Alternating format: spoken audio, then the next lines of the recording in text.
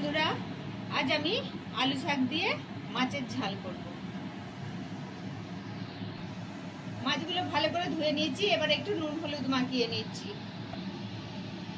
অল্প করে হলুদ দিয়ে নিলাম, অল্প করে নুন দিয়ে নিলাম। এতে খুব হাতে সওয়া গরম জল করা আছে।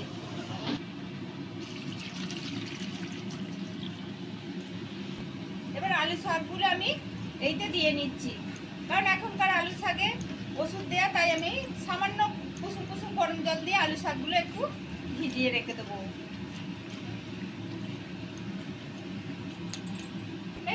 মিনিট দুয়েক ভিজিয়ে রাখবো, রেখে আবার তুলে নেবো।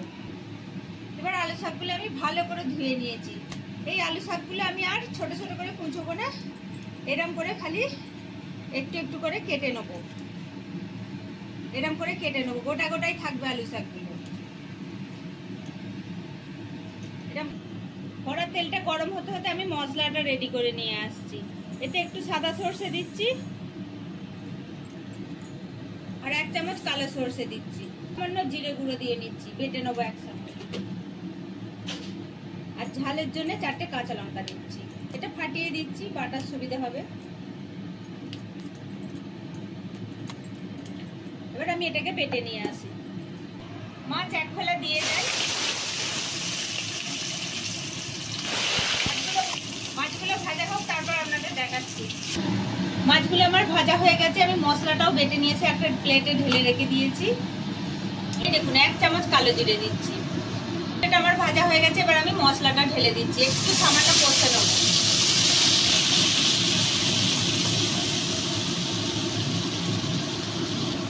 প্লেটটা ধুয়ে একটু জল দিয়ে নিচ্ছি। পরিমাণ মতো হলুদ দিয়ে নিলাম, একটু ঝালের জন্য লাল লঙ্কার গুঁড়ো দিচ্ছি, পরিমাণ মতো নুন দিয়ে নিচ্ছি। এই দেখুন, আর আমি মশলাটা ভাজবো না, কারণ সরষে বেশি ভাজলে তেঁতো হয়ে যায়। এবার আমি আলু শাকগুলো দিয়ে নিচ্ছি।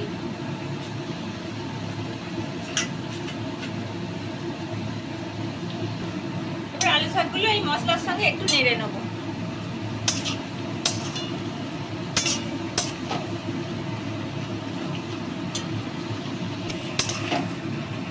একটু নেট পেটি হবে আলু শাকটা, ততক্ষণ একটু ভাজবো।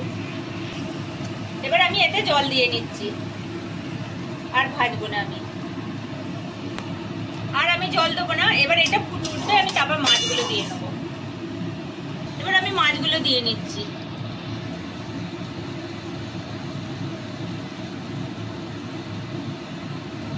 এবার মিনিট 5 ফুটবে, তারপর আমি নামিয়ে নেব। এই দেখুন, এইরকম আমি রেখে দিয়েছি। এবার এটাকে আমি নামিয়ে নেব।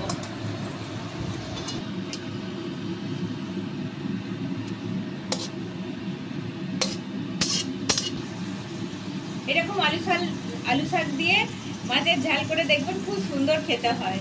যদি দেখতে ভালো লাগে তাহলে একটা লাইক করবেন, শেয়ার করবেন, কমেন্ট করবেন, আর সবাই মিলে সাবস্ক্রাইব করবেন।